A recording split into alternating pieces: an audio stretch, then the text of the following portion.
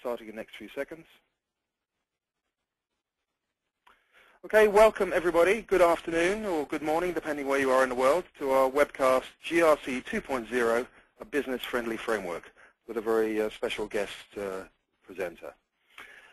Just as introduction, I know that just about every organization is conducting governance, risk, and compliance activities in some form, and whether or not you term it as GRC or not, this is going on in all our businesses. And there's been a lot of talk around the topic for the past 7 or 8 years. And this naming of 2.0, I think there's been a number of iterations of what people mean by governance, risk, and compliance, or GRC. And this 2.0 isn't really meant to be a specific revision, but it's really indicative, as in Web 2.0, kind of a new way of thinking about the topic. And our guest speaker is going to enlighten us a bit on that. So today's presenters, my name is Dan French. I'm CEO at Consider Solutions. I'm joined today by Gonzalo Cuatrecasas, who's former head of IT Audit at Colgate Palmolive, a global role he held in New York City, and more recently CIO of Applus. Welcome, Gonzalo. Thank you for joining us. Thank you very much, Dan. Nice to be here. And just a very brief words about Consider Solutions. We provide risk and compliance services and solutions to companies around the world, some of whom are indicated here. And we also do work in finance process improvement. And very much today, both the risk and compliance piece of that, and as you'll hear, a little bit about process improvement is coming together under the auspices of GRC.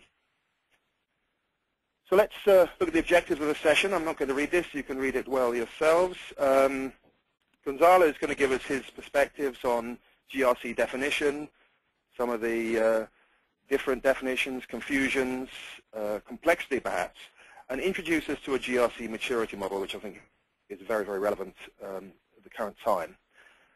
Also, Gonzalo is going to give us a link between the elements of GRC and real business value, real business issues, and then the idea of applying risk-based thinking to GRC itself, which is, as he indicates, a novel idea, I guess. And we're going to talk about quick wins and how to manage and prioritize and manage the portfolio of activities within GRC. Now, as we go through this session, it is 30 minutes to make maximum use of your time, get maximum value from it. As you go through the session, please ask any questions. You can enter them in the user interface in front of you. And we'll get to those at the end of the discussion. Those that we don't have time to get to, we will deal with by email. So please make it as interactive as possible by asking your questions. But to make it even more interactive, we have some questions for you. And the first one is, without us defining GRC, who owns governance, risk, and compliance in your organization? There's only one answer possible. So please select one, have a think about it. Is it your COO? Is it your CIO? Is it your CFO? Is it internal audit? Or is it some other part of the organization? And for 5, for other, I'd include perhaps nobody owns it in coherence. So you have 10, 15 seconds to think about that. It's, for some of you, it'll be very straightforward. Some of you might be a little more complex, but it helps you. You're going to see the results shortly. It is anonymous, so don't need to worry what you, if you put other, nobody's going to see that. You're just going to see the general summary results. Okay, 10 seconds.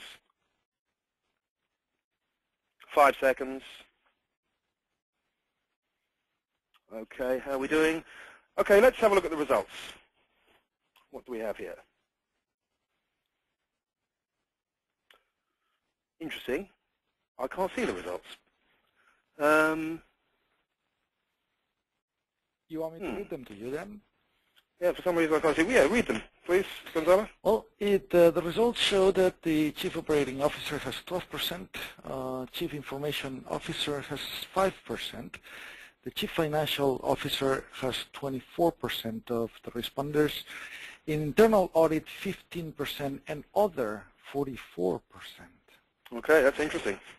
So the question is whether other means really another function in the organization or whether it is purely we don't have a common understanding across our organization. But of the 4 roles specifically identified, Chief Financial Officer, I guess you would probably expect that. So that's an interesting start point, everybody. Thank you for that. So there's going to be a couple more of those, so stay alert. So first of all, Gonzalo, talk to us a little bit about your perspectives of the complexity of the GRC domain from your experiences. Thank you, Dan, and welcome everybody. I am Gonzalo Cuatrecasas. I'm talking from Barcelona, Spain, which is the home to the Mobile World Congress this week. And going into the essence of GRC complexity, and as seen a little bit by the poll, GRC is an acronym which means different things to different people, especially stakeholders in the company that have a need to resolve risk management situations, either from corporate governance or from the finance community or anywhere else. In my experience, we often get GRC projects driven from compliance needs, such as the implementation we did at Colgate Palmolive in 2002 of Sarbanes-Oxley. Also, we get from internal audit, as also in Colgate Palmolive, we had the need to increase efficiency and do more with less, and we had a bunch of GRC projects on that. Or more recently, from corporate management, I had a project on GRC to do due diligence for an IPO process. But as important as it is to know who owns GRC, it is also to understand where the initiatives come from. And many times we see that the initiatives do have external influences. So what do the experts really say about GRC? If we see the proper definition from Gartner, we see that Gartner focuses governance on the decision structure. The risk management, they focus very much on the behaviors, and the compliance on the adherence. Forrester, on the other side, is much more focused on IT decision structure to support business objectives. But perhaps the most well-accepted definition is from the OSEG, the Opens Compliance and Ethics Group, which is a non-for-profit organization that helps organizations drive what they call principal performance. We'll get more into this stuff later on. They have published this red book, the GRC Capability Model version 2.1 is the latest one. And on it, they highlight GRC as a catalyst for savings within the company. They talk about 30% of savings with GRC projects.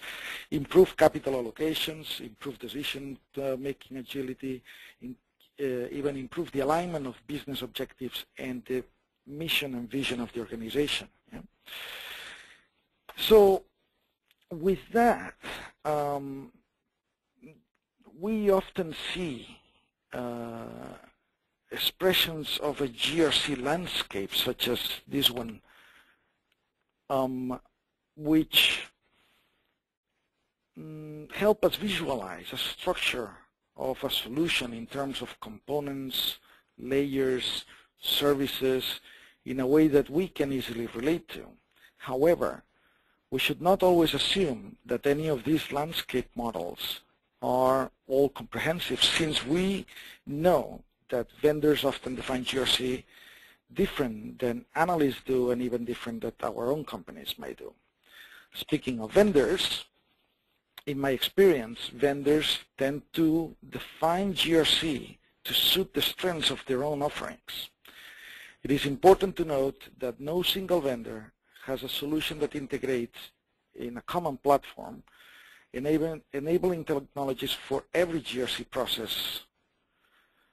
In other terms, vendors have technology for one or several GRC processes, but not for all of them. Okay? To the last point in the slide, when vendors call in, managers should make sure they recognize if the offer in the vendor is in the vendor's technological agenda, or is indeed a solution aligned with their own business objectives. Then? That's a very interesting introduction, Gonzalo. Thank you. Some food for thought there. Now, you've done some work in your previous lives looking at the whole concept of a maturity model for GRC, and I'm interested in you sharing that with us, but more importantly, telling us why it's important. Do you want to talk us through that, Gonzalo? Absolutely. like many complex fields, GRC has a maturity model that is fairly well recognized. But before we get into that, why is it important to recognize a maturity model in GRC? Is because it defines the potential to which we can take these projects, and it helps us also understand the appetite in each area of the company to go further up in this ladder. So if we go quickly through it, we see that many companies start with an ad hoc model or need to comply, often a legal obligation. Then they may move on to try to minimize the effort to do these ad hoc processes by a repeatable process. Then it goes on into the integrated layer, where we introduce some risk management framework to integrate business processes, normally finance and operations processes. Then we get into the continuous layer, where we often have ongoing monitoring of the business processes and a remediation process that has a loop-back effect.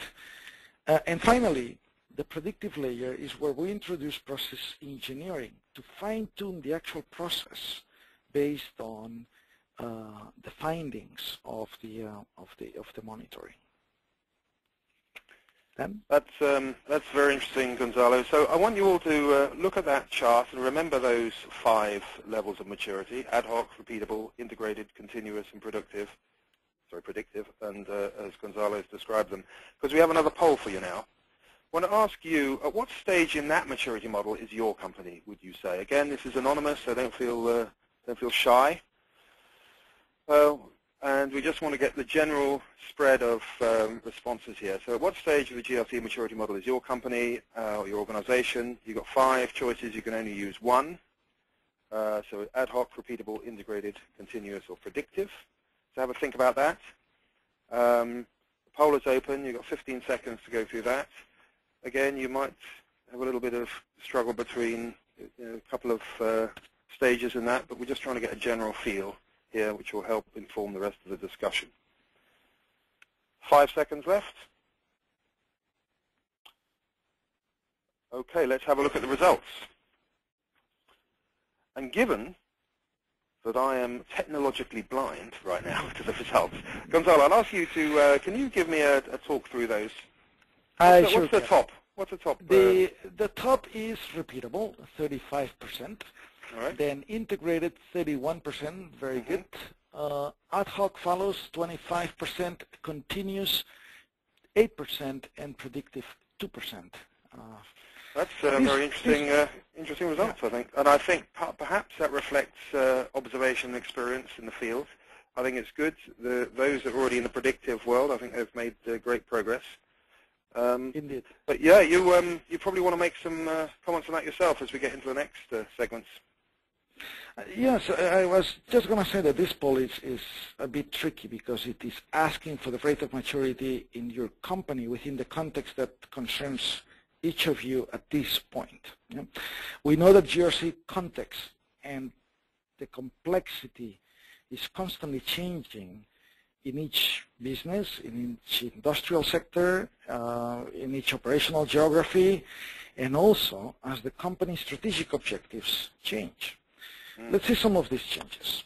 I think perhaps, Gonzalo, it's possible that in various organizations you might be at different stages of maturity in different parts of your GRC initiatives, but I'm sure we'll come on to that as we go through. Correct. Governance is a bigger deal than it has ever been. In my experience, management is continuously adapting the components of enterprise risk management to provide discipline and structure to the internal environment, and that's a moving target. Management is also adapting its strategic objectives in the context of the established mission and vision of the enterprise, and hopefully that doesn't change as much. But this is why we need a GRC framework that is stakeholder-oriented and flexible. There is also growing risk complexity. Management recognizes that process uncertainties exist and therefore they have a need for event identification. Management also sees the potential that events might affect the achievement of the objectives and want to measure the likelihood and the impact of such, and that's why we have risk assessments. And management also needs to identify risk response options and consider their effect. And that's why we put processes around risk response. In my view, this is why we need a risk-focused framework. And finally, the society and regulatory entities also demand more compliance. I used to work in the US, now I'm working in Europe, and we see constantly new rules coming up. These translate into specific control objectives, the obligation to communicate pertinent information in a form and time that is specified by the law, and therefore the establishment of specific monitoring components in the enterprise that goes beyond the regular operations. This is why we need a business-focused and friendly GRC framework.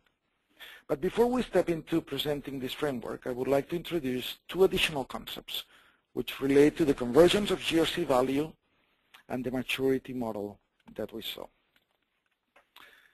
The principles of a GRC framework must match those of a well-run company. That's my own belief.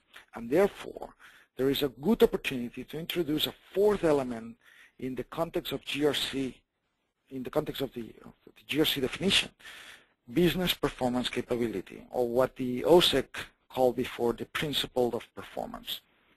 Let me give you a practical example. In my previous job as the new CIO for a large multinational, I consolidated 10 isolated IT departments into one global organization. On the governance side, I created a reporting and bonus structure to ensure that the decisions of the members follow a strategic objective.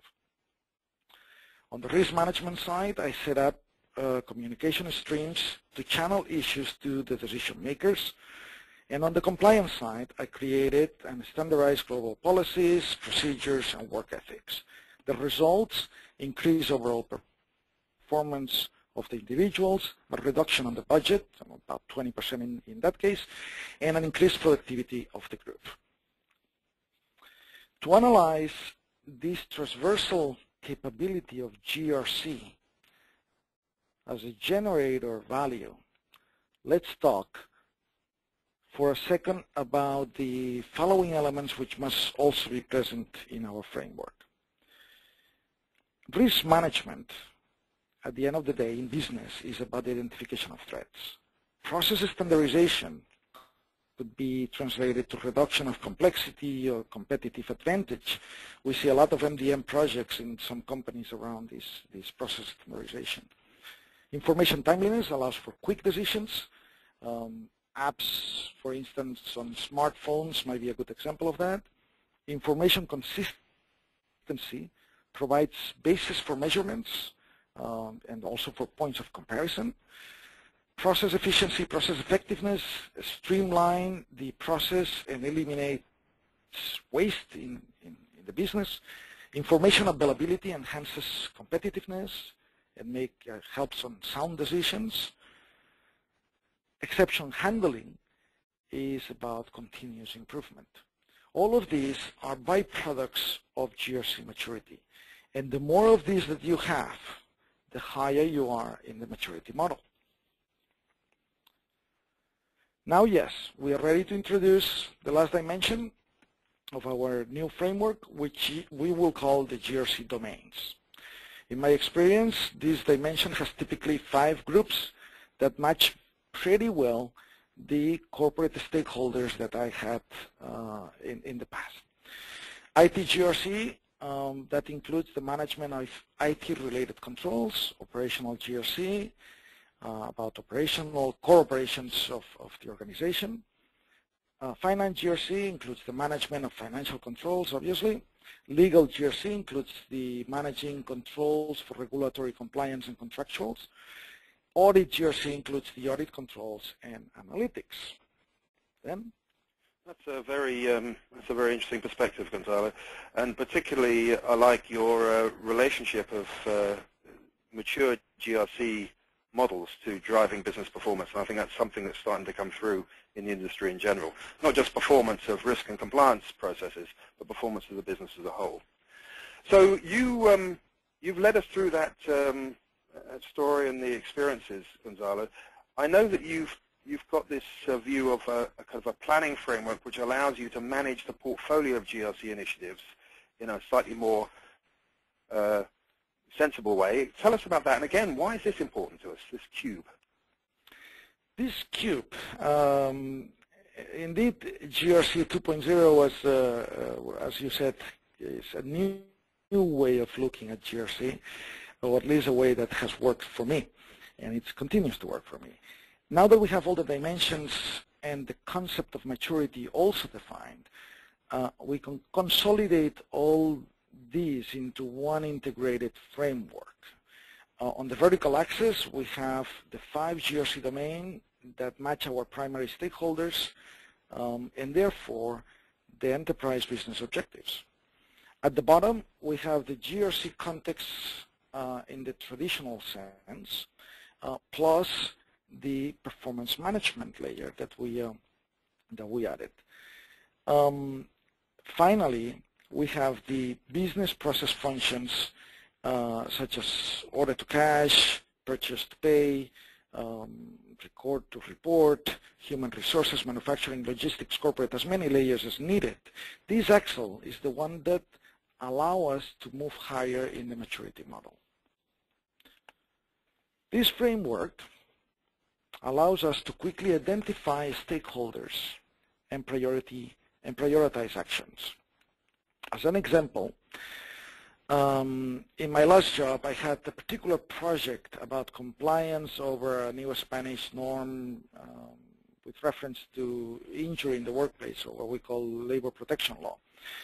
Here, my GRC context was clearly defined in the subcubes of compliance objectives and risk objectives, but there was no need to be concerned about governance or about performance. The business process was clearly hire to retire, and therefore the GRC domain was very targeted to the legal and the audit groups.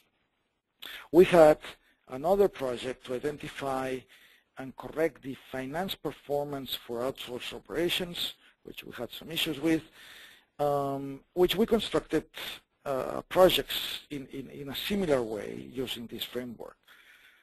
Although this was much more skewed in the performance and the risk management side. The beauty of this framework is that we are able to manage both projects in parallel, knowing at any time the convergent elements of those projects, yet keeping them separate in terms of targets and management of the project itself.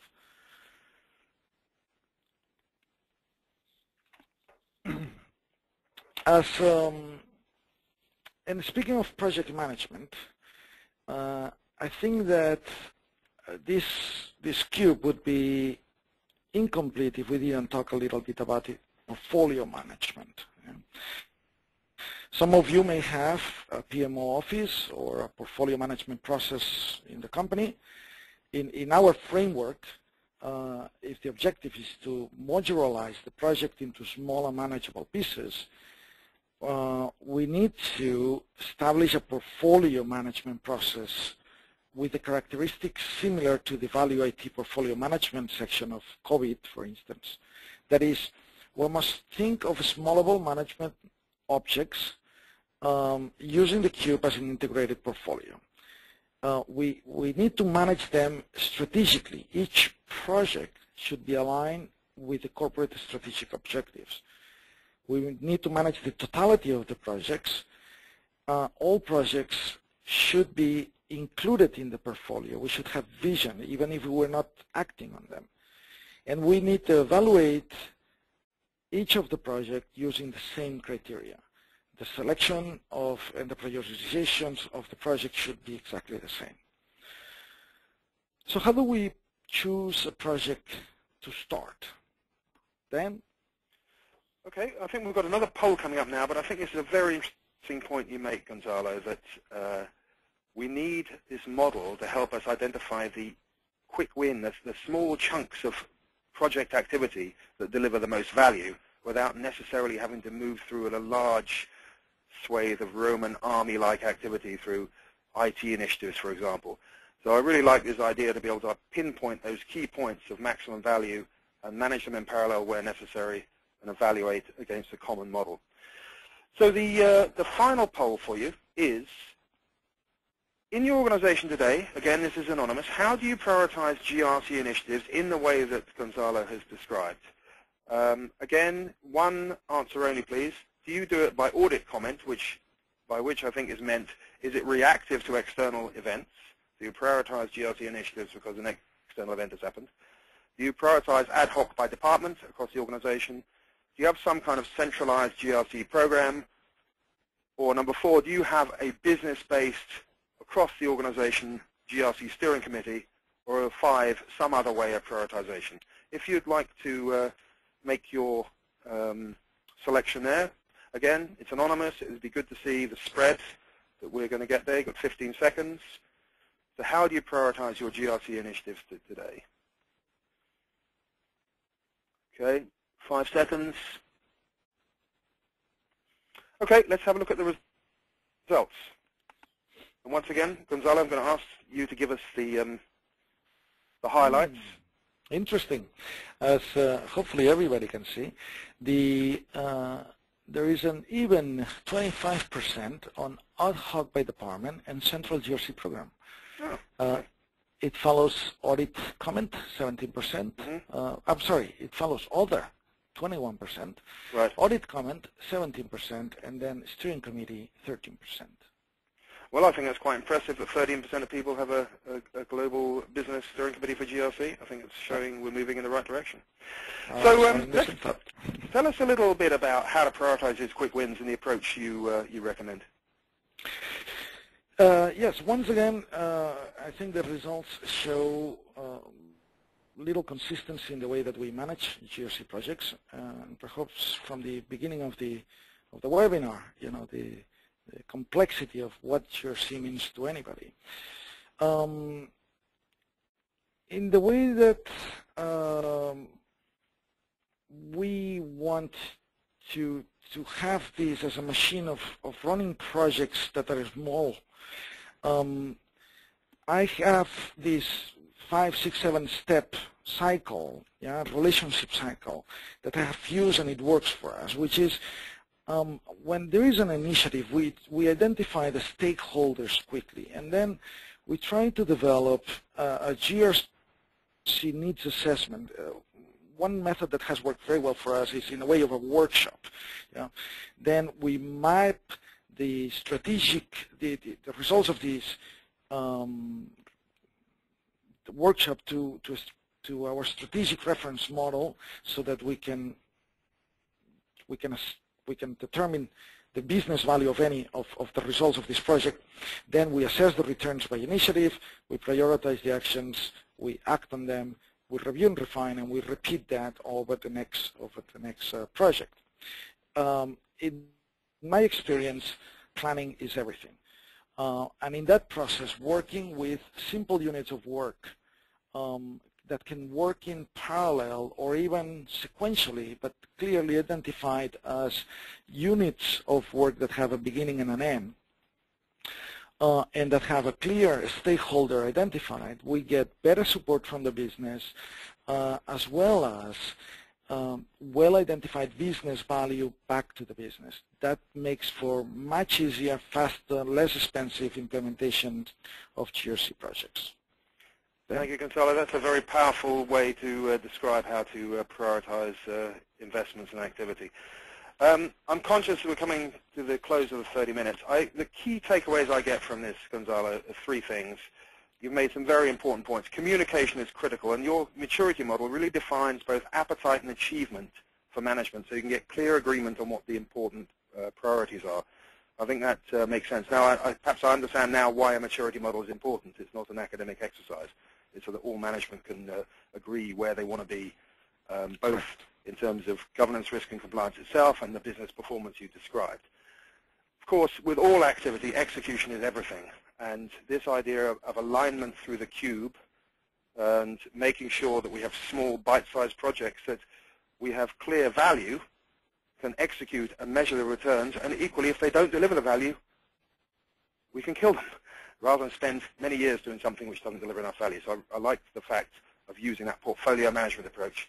And your last observations about planning, assuring effective performance, using that workshop structure to assess both current status, get management into a level of consensus, and determine what are the future initiatives and where they should be in the priority model, I think is a very powerful thing. So thank you for that. We do have a number of questions that have come up. Just we've got to choose which one we start with. Actually, we don't have a lot of time. So let's start with this one.